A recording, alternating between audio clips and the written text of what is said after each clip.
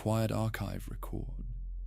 Tonight, we drift into the space beneath thought, where words slow down and silence begins to speak. Consciousness is the simple fact that something feels like something from the inside. There is a private point of view, a lived moment, and a sense of being here at all. But when we try to explain how that happens, we find a puzzle that has survived every era of science. The brain is made of cells and electrical signals, yet it produces experience, meaning, pain, color, memory, and the feeling of self. In this episode, we trace 20 competing theories about consciousness, what each one claims, what evidence might support it, and what problems it still cannot solve. Tonight, we go through 20 competing theories about consciousness. Start with the plain fact that almost everyone agrees on one point. A human brain is physical. It is made of matter, and it follows physical laws. It consumes energy, it exchanges signals, and it changes as it learns. Yet the world we live in, from the inside, is not a list of voltages. It is a scene. It has depth, smell, sound, emotion, and the sense that these things are happening to someone. For a long time, people argued about whether this inner life was a different kind of substance, something non-physical, or whether it was a special kind of activity in the brain that only looks mysterious because we are still missing the right concepts. Many of the theories we will cover try to reduce the mystery by explaining consciousness in terms of information, attention, prediction, memory, or global coordination. Others accept that there may be a deeper gap between physics and experience and propose new principles. None of these theories is final. Many overlap. Some may end up being parts of a larger explanation, but each one is a serious attempt to answer the same question. Why is there experience at all, and why is it structured the way it is? Theory 1 is the oldest and most famous rival to modern physical explanation: dualism. Dualism says that mind and matter are fundamentally different. The most classic version, linked to René Descartes, says the mind is a non-physical substance that can think, feel, and choose. The body is physical, and the two interact. People are drawn to dualism because it seems to match first-person life. Thoughts do not look like objects. Pain does not look like motion. And the sense of free choice can feel like something outside the chain of physical cause and effect. The hardest problem for dualism is interaction. If the mind is not physical, how does it push atoms around without violating physics? Some dualists try to avoid this by saying, mind does not push matter, but matter gives rise to mind. That moves away from substance dualism and toward other theories we will cover. Another issue is evidence. Brain damage can change memory, personality, and perception in systematic ways. That makes it harder to claim that the mind is fully separate from the brain. Still, dualism remains a background option. If every physical theory fails, some people think a non-physical ingredient will be needed. Theory 2 is physicalism in its simplest form. Identity theory. Identity theory says mental states are identical to brain states, not merely caused by them, but literally the same thing described in a different way. Pain is a certain neural pattern. Seeing red is a certain neural pattern. A belief is a certain neural pattern. This theory gained force as neuroscience showed clear links between brain activity and experience. Stimulate a region and you can cause a sensation. Destroy a region and you can remove a function. It looks like the mind is the brain. The challenge is multiple realization. Different brains, and even different species, might produce similar experiences using different neural structures. If pain is identical to one very specific brain state, what about octopus pain or future artificial systems? Identity theory can be adjusted to say that mental states are identical to functional or computational states rather than one exact biological pattern. But as you loosen it, it becomes a different theory. Theory 3 is functionalism. Functionalism says mental states are defined by what they do, not what they are made of. Pain is the state that is caused by tissue damage, produces distress, and leads to avoidance behavior, and interacts with beliefs and goals in certain ways. If a system has the right functional organization, it has the mental state. Functionalism fits well with the rise of computer science and cognitive psychology. It also matches the idea that the brain is a kind of information processing machine.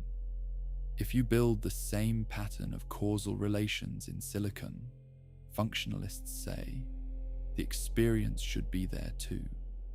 The major problem is whether function is enough for feeling. A system might process information and behave like a conscious being, but does it feel? This is tied to thought experiments, like the philosophical zombie, a creature that acts human but has no inner life. Functionalists often answer that if the functions include the right self-modeling and integration, there is no meaningful difference. Critics say there is still a gap. Theory 4 is behaviorism, which is now mostly a historical theory, but still influences how people talk. Behaviorism says we should define mental states only in terms of behavior and observable stimuli. If someone says they are in pain, pulls away, and avoids the cause, that is all pain means in science. Inner experience is either irrelevant or not a legitimate object of study. Behaviorism helps psychology become more rigorous, but most researchers now think it fails to capture the inner life that is the core of consciousness. Also, people can have inner states without showing them. A person can feel pain and hide it. A person can dream without moving. A locked-in patient can be aware without visible behavior. Theory 5 is higher-order thought theory. Higher-order theories say a mental state becomes conscious when the system has a thought or representation about that state. You can have a first-order visual process that detects edges and colors without awareness. But when the brain represents that it is in that visual state, the experience becomes conscious. This theory tries to explain why some processing is unconscious. The brain does many things without awareness, like regulating blood pressure or controlling posture. Higher order theories say awareness is a special layer of monitoring. Evidence for this view includes the role of prefrontal and parietal networks in reportability and metacognition. When those networks are disrupted, people can still process stimuli, but may lose the ability to reflect on them. Critics argue that higher-order thought might explain access and report, but not the raw feel. Also, some say the theory risks circularity, what makes the higher-order thought itself conscious.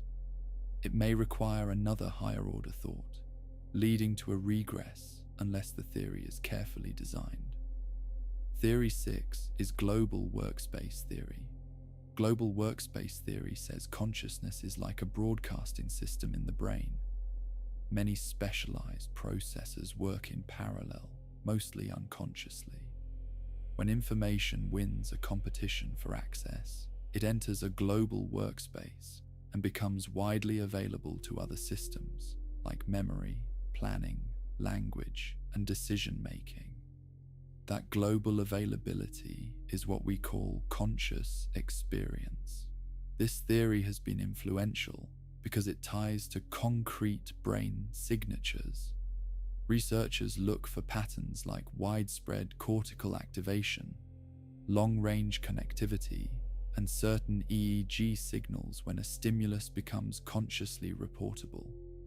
Global workspace is good at explaining why consciousness seems limited in capacity. You can only hold a few items in mind at once, like a small stage that can only host a few actors. The challenge is, again, the gap between access and feeling. Critics say global broadcasting may explain why we can report and use information, but it may still not explain why the broadcast is accompanied by experience. Supporters answer that the experience just is the content in the global workspace, integrated with the system's models. Theory 7 is integrated information theory. Integrated information theory, often called IIT, starts from a different direction. It begins with claims about what consciousness is like from the inside.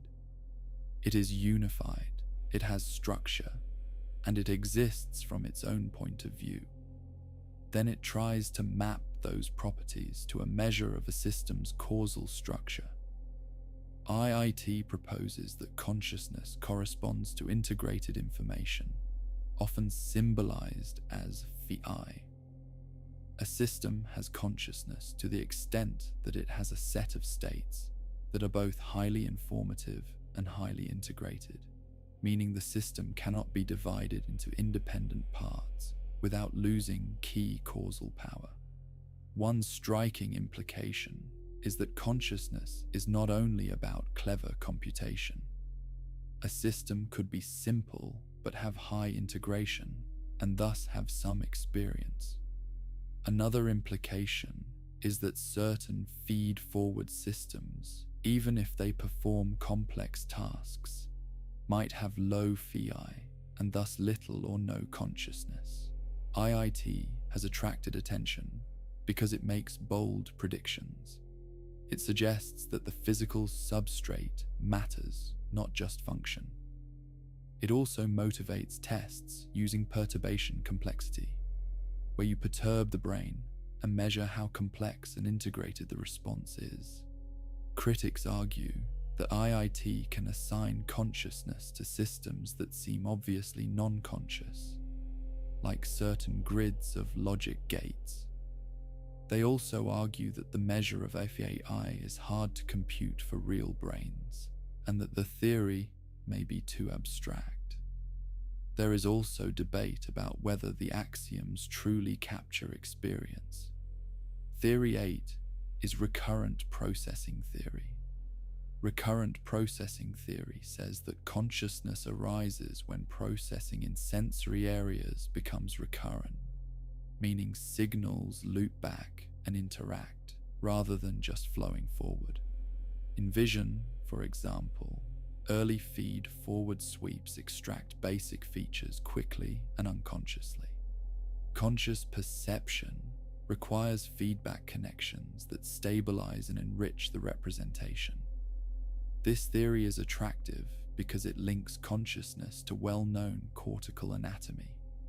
The brain is full of feedback loops, and recurrent processing fits with findings that masking and other tricks can block awareness even when early processing occurs. Recurrent processing is sometimes presented as a rival to global workspace. Recurrent theorists often argue that consciousness can exist locally in sensory cortex without the full global broadcast. Global workspace, they say, is more about report and action. The debate is active. It may be that both are true at different levels. Perhaps local recurrence gives rise to perceptual experience, while global workspace allows that experience to be used for planning and language. Theory 9 is predictive processing, sometimes called predictive coding. Predictive processing says the brain is fundamentally a prediction machine. It constantly generates models of the world and predicts incoming sensory signals. Errors between prediction and input are used to update the model. Perception is not just reading the world. It is the brain's best guess, constrained by sensory evidence. In this view, consciousness might relate to the content of the brain's generative model, especially at higher levels that unify many signals. Some versions say awareness is the brain's inference about its own states.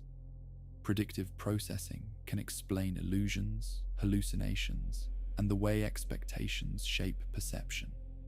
It also ties to the brain's hierarchical structure. A key question is what part of prediction relates to consciousness. Prediction happens at many levels, including unconscious ones. So predictive processing is often combined with other theories, like global workspace or recurrent processing, to specify when predicted content becomes conscious. Theory 10 is attention schema theory. Attention schema theory says consciousness is the brain's simplified model of its own attention. Just as the brain builds a body schema to control movement, it builds an attention schema to control and predict its attentional state. That schema describes attention as a kind of internal spotlight, and that description is what we report as subjective awareness. This theory tries to explain why we have the concept of being aware. It suggests that consciousness is not a magical extra, but a useful model that helps the brain manage attention and social cognition. Support for the idea includes the close links between attention and awareness in many experiments, as well as the role of certain parietal regions in attentional control. Critics note that attention and consciousness can dissociate. You can attend without being aware in some cases, and be aware without focused attention in others. Attention schema theorists respond that the model can be imperfect and can misattribute. Theory 11 is the multiple drafts model. The multiple drafts model, linked to Daniel Dennett, says there is no single place where consciousness happens. Instead, there are many parallel processes creating interpretations, and what we call the conscious story is a product of these processes over time. There is no inner theater where everything comes together to be watched.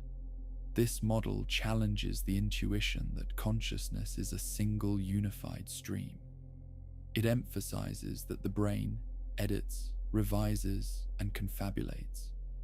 Your sense of having a clear moment-by-moment narrative may be partly constructed after the fact.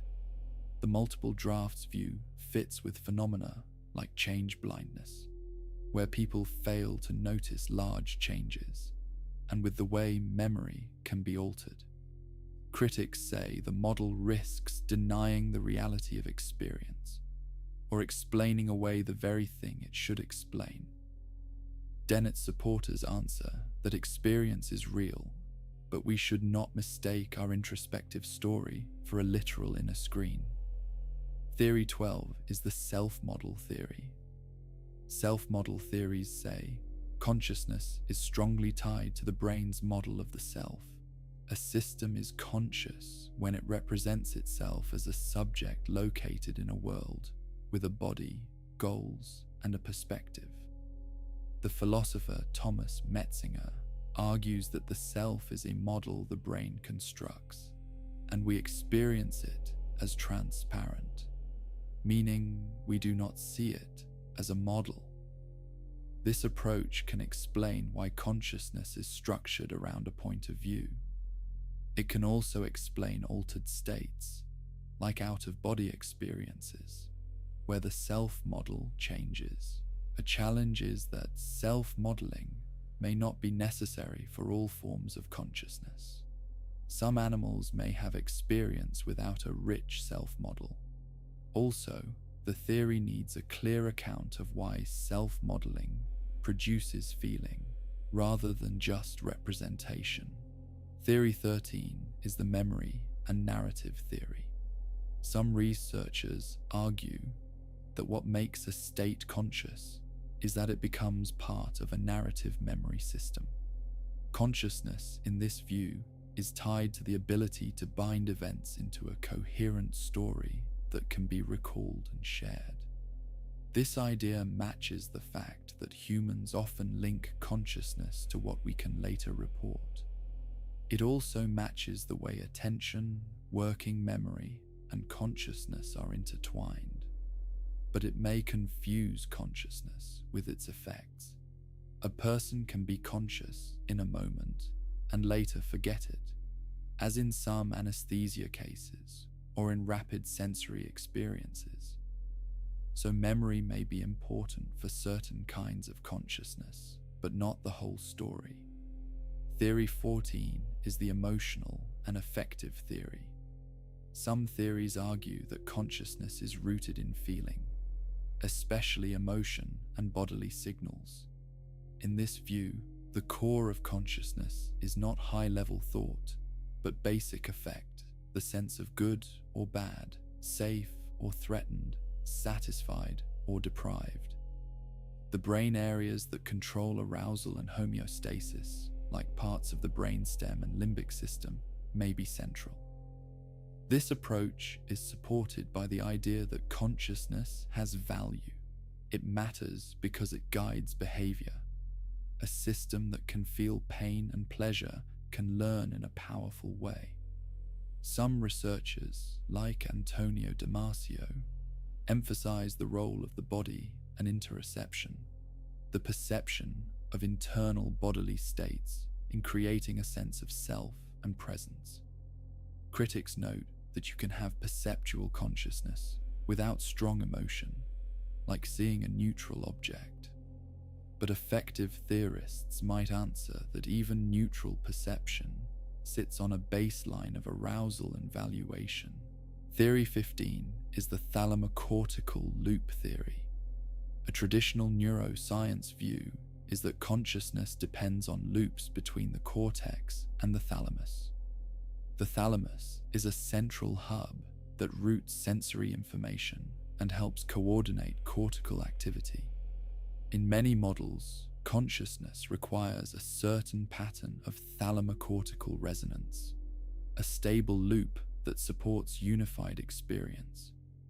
This view fits with the fact that damage to certain thalamic regions can severely disrupt consciousness, and that thalamocortical rhythms are linked to sleep and wake states. However, the theory can be broad. Almost everything in the brain connects to the thalamus in some way, so it can be hard to turn this into a specific, testable claim about the content of consciousness. Theory 16 is quantum consciousness in several forms. Quantum theories propose that classical neural computation cannot explain consciousness, and that quantum effects play a key role. One famous model, associated with Roger Penrose and Stuart Hameroff, suggests that quantum coherence in microtubules inside neurons could give rise to conscious moments. Supporters argue that quantum mechanics includes non-classical features, like superposition and entanglement, that might provide a new type of causal structure. They also argue that consciousness has a unity and immediacy that feels different from classical computation. Critics point out that the brain is warm and wet, a difficult environment for delicate quantum coherence.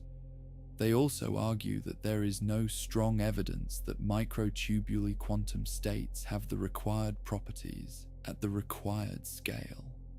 Quantum ideas remain controversial. They might be true, but most neuroscientists see them as speculative. Theory 17 is panpsychism. Panpsychism says consciousness is a fundamental feature of reality, present in some form in all matter. Just as physics treats mass and charge as basic properties, panpsychism treats experience as basic. Complex minds arise when simple forms of experience combine in certain ways. People consider panpsychism because it offers a way around the hard gap. If experience is fundamental, you do not have to explain how it emerges from non-experience. You only have to explain how complex experience forms from simpler components. The major problem is the combination problem. If electrons have tiny experiences, how do those combine into a unified human experience? What binds them? IIT is sometimes seen as offering a potential combination rule, but this is debated. Panpsychism also faces the challenge of testability. If everything has some experience, how do we measure it? Theory 18 is neutral monism. Neutral monism says the fundamental stuff of the world is neither mental nor physical. Both mind and matter are different aspects of a deeper neutral reality. On this view, the distinction between physical processes and experiences is a distinction in how we describe the same underlying thing. This approach tries to avoid the pitfalls of dualism while respecting the reality of experience. It suggests that physics describes structure and relations, while experience is the intrinsic aspect. The difficulty is making this precise. What is the neutral stuff? How do we connect it to equations and experiments? Theory 19 is illusionism. Illusionism says consciousness, as people usually think of it, is an illusion. Not in the sense that we do not have experiences, but in the sense that we are wrong about what experience is. We think there is a special inner glow, a private essence, but that belief is a mistaken interpretation produced by the brain. Illusionists argue that if we can explain why we talk and think the way we do about consciousness, we have explained everything that needs explaining. The seeming extra property, the so-called qualia, is a conceptual error. This view is often linked with a strong physicalist stance. It tries to dissolve the hard problem rather than solve it. Critics respond that you cannot explain away the fact of experience by calling it an illusion, because an illusion is itself an experience. Illusionists answer that the experience exists, but the way we represent it in thought is distorted. Theory 20 is emergence and new laws. Some researchers argue that consciousness is an emergent property that appears when systems reach a certain level of complexity and organization, and that it may require new principles. This is not just saying it emerges as a vague phrase. It is the idea that there could be bridging laws linking physical organization to experience, similar to how thermodynamics links microphysics to temperature and pressure. In this view, we might eventually discover measurable correlates that map reliably to conscious states. These correlates would not be reducible in a simple way, but would be systematic and predictive. Some versions suggest that consciousness has causal power, meaning it is not just a byproduct, but plays a role in shaping behavior, perhaps by providing a unified field for decision. The challenge is avoiding mystery words. Emergence can become a placeholder. The goal would be to state clear conditions under which consciousness appears, and to make predictions. Now that we have named 20 theories, it helps to compare them along a few main questions. First, is consciousness mainly about access and control, or about intrinsic experience? Theories like global workspace and higher order thought focus on access, report, and monitoring. Theories like IIT and panpsychism focus on intrinsic structure and point of view. Second, is consciousness local or global? Recurrent processing suggests local loops in sensory cortex might be enough for experience. Global workspace suggests a broader broadcast. Third, is consciousness tied to self-modeling and narrative? Some theories emphasize the self, the story, and the sense of ownership. Fourth, does the physical substrate matter? Functionalism suggests that the same functions in different materials will produce consciousness. IIT and some panpsychist views suggest that specific causal structures in the physical substrate matter. Fifth, what about animals and machines? Each theory implies a different map of who or what might be conscious. If consciousness requires language and higher-order thought, many animals might have limited or no consciousness. If consciousness arises from integrated information, many animals might have rich consciousness, and some machines might too, depending on architecture. These differences show why theory choice matters. From here, it is useful to take each theory and ask what kind of evidence could support it. For dualism, evidence would need to show mental causation that cannot be explained physically, or reliable phenomena that cannot be mapped to brain states. The history of science has not produced such evidence in a robust way. For identity theory and physicalism, evidence comes from the tight mapping between brain states and experience. Neuroimaging can predict what you are seeing. Brain stimulation can change mood and perception.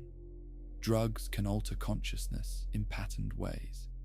These are strong points for physical approaches. For functionalism, evidence would involve showing that the organization of processing is what matters, not the biological substance. Future artificial systems might provide that test. For higher order and global workspace theories, evidence comes from signatures of reportability, from manipulations of prefrontal and parietal networks, and from time-based measures showing when information becomes globally available. For recurrent processing, evidence comes from timing in visual cortex and from the effects of feedback disruption. For predictive processing, evidence comes from the way expectations, priors, and model updates shape perception, and from the way hallucinations might be seen as overweighted predictions. For attention schema, evidence comes from the link between attention modeling and awareness reports, and from the way the brain predicts and controls attentional focus. For IIT, evidence comes from measures of complexity and integration that correlate with levels of consciousness, such as wake versus deep sleep or anesthesia. For panpsychism and neutral monism, evidence is harder, because these are deep metaphysical frameworks. They might be supported indirectly if all other approaches fail, or if a theory like IIT provides a compelling bridge. For illusionism, evidence comes from cognitive science showing how people misreport and confabulate their inner life, and from the possibility of explaining all conscious talk through functional processes. For emergence and new laws, evidence would come from discovering stable, measurable variables that map to experience across many conditions and systems. Even with this, the hardest part remains. Many theories can match the same broad facts. We know that consciousness varies with wakefulness and sleep. We know it can be altered by injury, drugs, and disease. We know there are correlates in the brain. The question is, which correlates are essential and why? Consider anesthesia. Under anesthesia, a person loses awareness. yet the brain may still respond to stimuli. Some theories say the global broadcast shuts down. Others say integration drops. Others say recurrent loops are disrupted. Experiments that compare these possibilities are important. Consider split brain patients, where the corpus callosum is cut, reducing communication between hemispheres. Some evidence suggests that each hemisphere can have its own stream of awareness. That is interesting for theories about integration and unity. Consider disorders of consciousness, like the vegetative state and the minimally conscious state. Some patients show covert awareness detected only through brain imaging. This pushes against pure behaviorist definitions and supports theories that look for internal signatures. Consider dreaming. In dreams, there is vivid experience with reduced sensory input. The brain generates a world internally. This fits well with predictive processing, where perception is controlled, hallucination constrained by input. It also fits with models that emphasize internal simulation. Consider psychedelics. Under psychedelics, people often report expanded or altered consciousness. Some studies suggest increased signal diversity and altered network connectivity. IIT researchers sometimes interpret this as increased complexity. Others interpret it as altered predictive priors. Now shift from the brain to the nature of experience itself. Experience is not just a single glow. It has structure. Vision has edges, objects, depth, motion. Sound has pitch and rhythm. Emotion has tone and direction. Theories that focus on integration and causal structure try to explain this richness.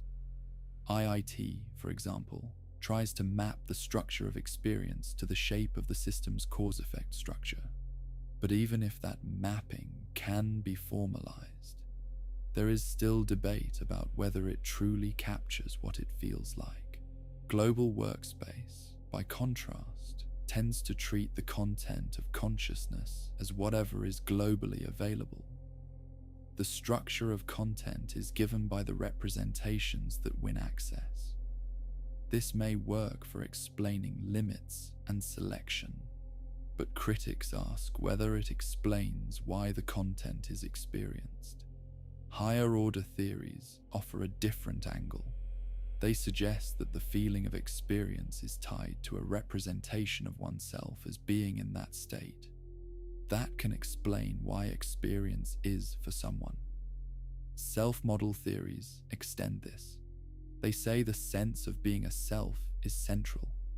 Without a self-model, there might be processing, but not lived experience.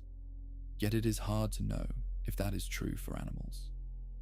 Another major question is whether consciousness has a clear function. Some researchers argue consciousness evolved because it provides a unified workspace for flexible behavior. It allows an animal to integrate information from many senses and memories and choose an action. That supports global workspace type ideas. Others argue that much behavior can be unconscious, and that consciousness may be more about internal simulation, planning, and social communication. Being able to model yourself and others may require a conscious-like internal stage. Effective theories suggest that consciousness is tied to value and learning. Feeling pain and pleasure helps guide behavior in a way that pure computation may not. There are also theories that say consciousness is not an adaptation, but a byproduct. It may be an inevitable result of certain kinds of complex information processing. To make progress, many scientists focus on the so-called neural correlates of consciousness, the minimal brain mechanisms sufficient for a conscious experience. The debate is whether these correlates are in the back of the brain, in sensory cortex, or require frontal regions. Some studies suggest that frontal activity is more about reporting and decision, while the core experience is in posterior cortex. Others argue that without frontal integration, there is no true conscious access. This debate matters because it tests global workspace versus more local theories. Now consider machines. If functionalism is correct, then a sufficiently advanced artificial system with the right causal organization should be conscious. If IIT is correct, then a system's consciousness depends on its integrated causal power, and some architectures, especially feed-forward ones, might not be conscious even if they act intelligent. If higher-order thought is correct, then a machine might need a metacognitive layer that represents its own states. If self-model theory is correct, then a machine might need a model of itself as a subject. If panpsychism is correct, then machine consciousness depends on how matter combines experience and might be widespread. If illusionism is correct, then a machine could talk about consciousness without any special extra property beyond complex self-modeling. These differences show why theory choice matters. Now consider the possibility that consciousness is not one thing. It may have layers. There may be basic sensory awareness, higher cognitive access, self-reflection, and narrative identity, each with different mechanisms. In that case, some theories might be right about one layer and wrong about another. Before we end, it helps to look at how researchers try to test these claims, because consciousness is difficult to study directly. One approach is to treat consciousness as a variable that can be turned up or down. Wakefulness, drowsiness, light sleep, deep sleep, and anesthesia create a ladder of states. If a theory is right, it should predict which brain changes matter most along that ladder. Global workspace researchers often look for a shift from local, modular processing to wide, long-range communication. They measure whether signals spread across the cortex and whether a stimulus can be used for flexible tasks. A stimulus that is only processed in a narrow pathway might influence a reflex, but it may not reach planning and memory systems. Recurrent processing researchers focus on timing. They ask if feedback activity in sensory cortex appears when a subject reports awareness. They use masking and rapid presentation to disrupt those feedback loops. If awareness disappears while early feed-forward activity remains, that supports the claim that recurrence is essential. IIT researchers emphasize integration and complexity. They measure how varied and interconnected brain activity is.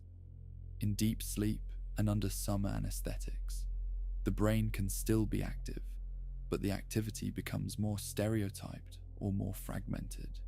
Measures like perturbational complexity try to capture this by shocking the system with a brief input and measuring how rich the response is. Higher order and metacognitive theories look at whether a subject can know that they know. They use tasks where subjects must judge their confidence. They also examine brain regions linked to monitoring and report. If a person can do the first-order task but cannot accurately judge their own performance, that suggests a separation between processing and the awareness of processing. Predictive processing theories focus on priors, prediction errors, and hierarchical inference. They test how expectations shape perception and how the brain reacts when a prediction is violated. They also study hallucinations and delusions as cases where prediction dominates input, or where the system assigns the wrong confidence to certain signals. Another approach is to search for minimal consciousness. What is the simplest system that can have experience? If functionalism is right, a minimal system might be any system with the right causal organization, even if it is not biological. If IIT is right, the minimal system might be a small network with high integration, possibly even a very small circuit. If higher order theories are right, minimal consciousness might require a monitoring loop, which may already raise complexity. This leads to an uncomfortable possibility. Some theories imply that consciousness could exist in places we do not expect. Others imply it is rarer than many assume. This is why researchers care about the difference between intelligence and consciousness. Intelligence is the ability to solve problems, learn, and adapt. Consciousness is experience. They often travel together in humans, but they might separate. A system could be very intelligent but not conscious if it uses a purely feed-forward or modular design that never creates the kind of integrated, self-referential state that certain theories require. Or a system could have experience without high intelligence if it has integration and a point of view but little capacity for abstract reasoning. Another open question is whether consciousness is continuous or discrete. Some models suggest that the brain samples the world in frames, like a camera. Others suggest a continuous flow. In practice, the brain uses rhythms, and some rhythms may set a time window over which information is bound into a single moment. Experiments with perception and timing suggest that the brain integrates over tens to hundreds of milliseconds.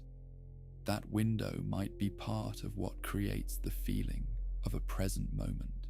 There is also the question of what happens at the edge of awareness. You can be aware of a sound at the edge of hearing, or a shape at the edge of vision. Sometimes it is vague. Sometimes it snaps into clarity. This suggests that awareness is not simply on or off. It has degrees of strength and stability. Theories handle this differently. Global workspace can treat it as a competition. A weak signal sometimes fails to win access. Recurrent processing can treat it as a stability issue. Feedback loops may or may not settle into a coherent pattern. IIT can treat it as changes in integration. Predictive processing can treat it as changes in confidence and precision, the brain's estimate of reliability. Now consider the sense of self again, because it is one of the most obvious features of human consciousness. The self is not just one idea. It includes the sense of owning a body, the sense of being the author of actions, the sense of having a history, and the sense of being located in space. Neurology shows that these components can split apart. In some conditions, people feel that a limb is not theirs. In some seizures, people can feel a sudden change in self, as if the center of experience moved. In some rare disorders, people can deny ownership of a limb even when they can move it. These facts suggest that the self is constructed from multiple interacting models. There is also the question of unity across senses. When you see lips move and hear speech, your brain binds them into one event. If timing is slightly shifted, the brain may still bind them, creating illusions. This suggests that the brain uses rules and expectations to create a unified scene. Another important area is the study of consciousness in other animals. We cannot ask a dog what it feels, but we can study behavior, learning, pain responses, sleep stages, and brain activity. Many mammals show REM sleep and complex social behavior. Birds have sophisticated cognition and may have rich experience. Octopuses show problem-solving and exploration with a very different nervous system.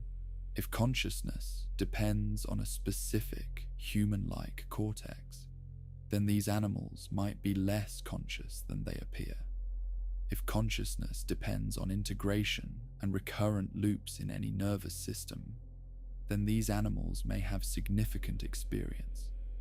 The choice matters for ethics. Now consider the possibility that the hard problem is solvable in the same way other scientific mysteries were solved. Life once seemed mysterious, but chemistry explained it. Heat once seemed like a fluid, but kinetic theory explained it. Others think consciousness is different because it involves first-person reality. The debate continues. If you carry one idea forward, let it be this. Theories are not just opinions. Each one is a proposal about which mechanisms matter. Each one can be tested, revised, or replaced. And the reason there are so many is that consciousness is one of the last places where the inside view and the outside view meet. This was a quiet archive story, where the story ends, sleep begins,